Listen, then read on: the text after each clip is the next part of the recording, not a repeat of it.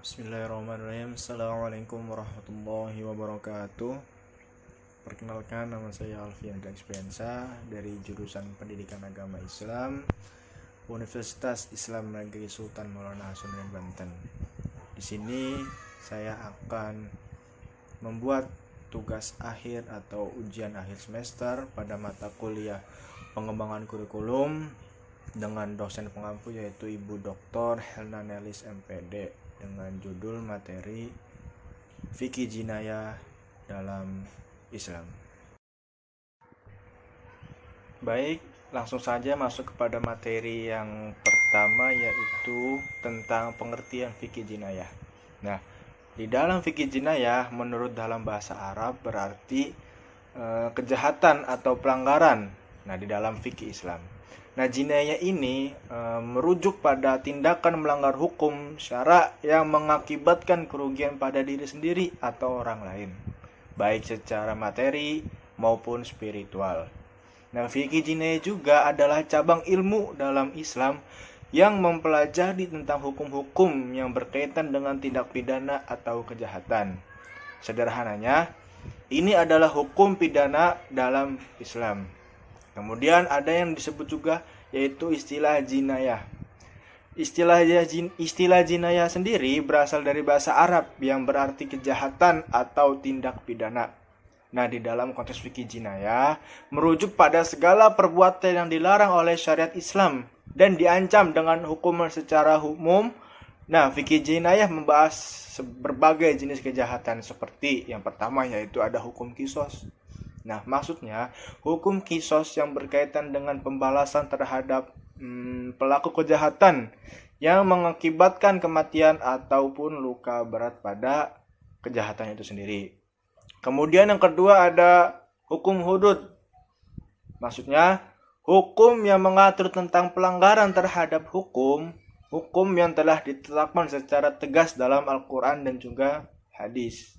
Seperti zina, minum khamr, mencuri, dan merampok. Kemudian yang ketiga ada yang namanya hukum tazir.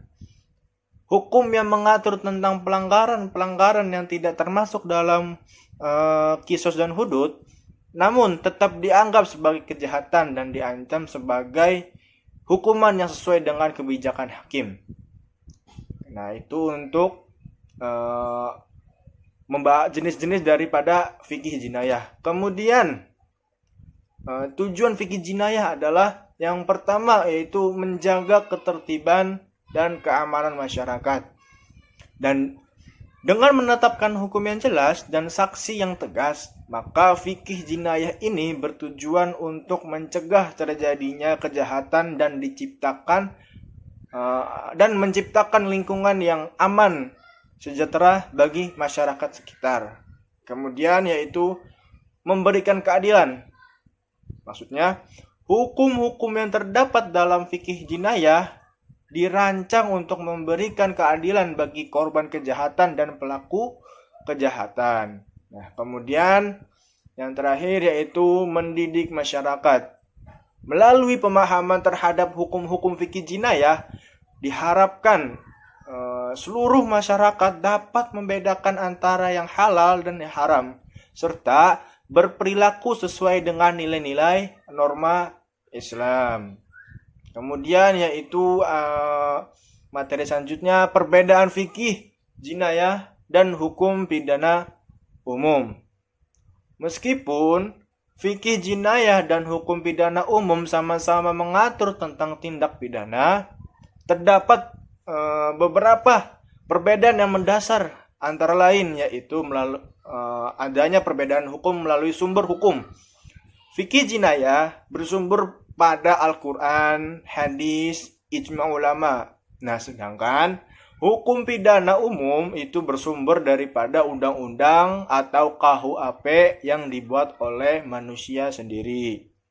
Kemudian, tujuan hukum. Fikih jinayah tidak hanya bertujuan untuk memberikan sanksi kepada pelaku kejahatan, tetapi juga untuk mendidik dan memperbaiki perilaku tersangka tersebut. Nah, kemudian yaitu konsep kejahatan. Konsep kejahatan dalam fikih jinayah lebih luas dibandingkan dengan hukum pidana umum karena mencangkup pelanggaran terhadap nilai-nilai agama dan juga moralnya. Singkatnya, yaitu evaluasinya yaitu fikih jinayah adalah ilmu yang sangat penting di dalam Islam. Karena apa? Karena memberikan panduan bagi umat Islam dalam menjaga ketertiban, keadilan, dan keamanan dalam bermasyarakat. Mungkin itu sedikit materi dari saya. Apabila ada kesalahan, dimohon dimaafkan. Wallahu muwaffiq ila aqwamit thoriq. Assalamualaikum warahmatullahi wabarakatuh.